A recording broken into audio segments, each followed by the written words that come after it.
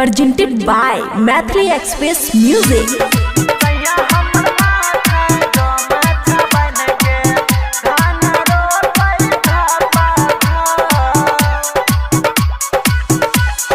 दिन रात खेतों में काम करई छे, काम करई में नहीं पीछा हटई छे।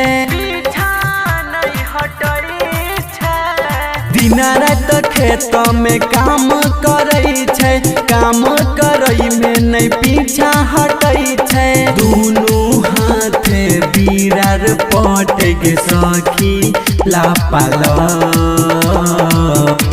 किसैया हमर माथा गमछा बन के धान रोपाई घपा घप। किसैया हमर माथा गमछा बन के धान रोपाई घपा घप।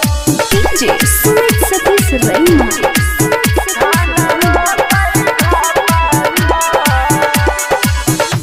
धूप में सैया पूरा दिन रहे छे, पसीना से देह भी जल रहे छे। खून पसीना के करे छे, परिवार चलबे खातिर धान रोपे छे। केकरो से नहीं पिछुआई छै गे रोपई धपा धप।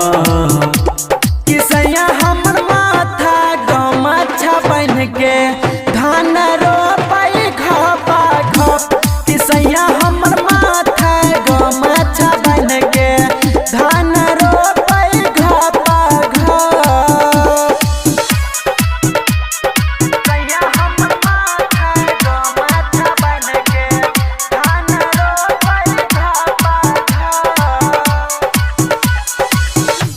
कादो में सैया हमर निहूर निहूर के, हाफ पैंट गंजी और टी शर्ट पहन के।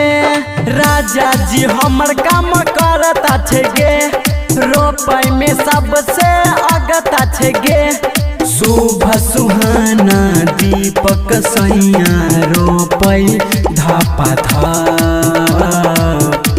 किसैया हमर माथा गमछा बन के धान रोपई घपा घप। किसैया हमर माथा गमछा बन के धान रोपई घपा घप। खुशी रिकॉर्डिंग स्टूडियो बलुआहा।